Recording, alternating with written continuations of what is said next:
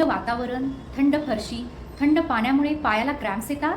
हे फक्त थंडीमुळे नाही, तर शरीरात मिनरल्स आणि कॅल्शियमची कमतरता असल्यामुळे क्रॅम्प्स येतात. शरीरात मिनरल्स कमी असतील तर स्नायूंना आकडी येते आणि कॅल्शियम कमी असल्यामुळे हाडे आणि स्नायू कमकुवत होतात आणि वेदना वाढतात. शरीरामध्ये कॅल्शियम भरपूर मिळण्यासाठी तीळ किंवा पालेभाज्या जसे मेथी, पालक आणि तांदळाच्या लाया, नाचणी यांचा समावेश आहारात करा आणि मिनरल्ससाठी बदाम, अक्रोड, भोपळ्याच्या बिया यांचा आहारात जास्त समावेश करा. त्याचबरोबर पायाकडे रक्तपुरवठा वाढण्यासाठी आणि पायांच्या स्नायूंची ताकद वाढण्यासाठी लोअर बॉडी वर्कआउट करा, जसे की स्क्वॉट्स, स्ट्रेचेस, लेग प्रेस यांसारखे व्यायाम, लंजेस हे करा. थंडीच्या दिवसात नेहमी पायामध्ये सॉक्स वगैरे घालून पाय उबदार ठेवा.